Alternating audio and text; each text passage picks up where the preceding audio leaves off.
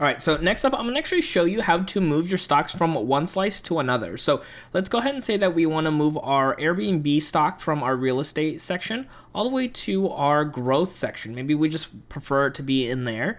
So what we can do is click on real estate. Right over here, you're gonna see where it says the edit button. We click on here, and then we choose the stock that we want to go ahead and move. So we'll check box this, and you'll see this option right here that says move. So when we click on here, it's going to tell us right over here, it says choose your options. If what you're moving already exists in the new pie, we'll combine the values because you can have the same stock in multiple pies. But we can go ahead and click on growth right over here.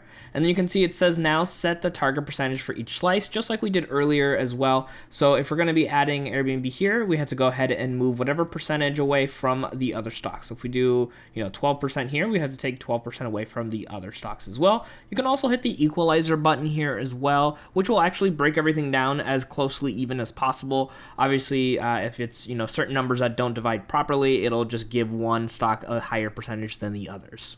Now, if everything there looks good, you can, of course, hit that continue button once those percentages are fully optimized right there for the 100%. You can click on continue, and then it goes ahead and it says your slices came from this pie. You can keep editing and recalibrating its target, which won't sell shares. So that's something to also keep in mind, that we'll go through that process to be able to change it. This is now going to be where we have to add 70% to this total to be 100%, because this now will be the only stock. This will get all, of course, 100% of the target here. But again, we can go whichever way we want, hit continue, and then have those funds transferred at the next available opportunity.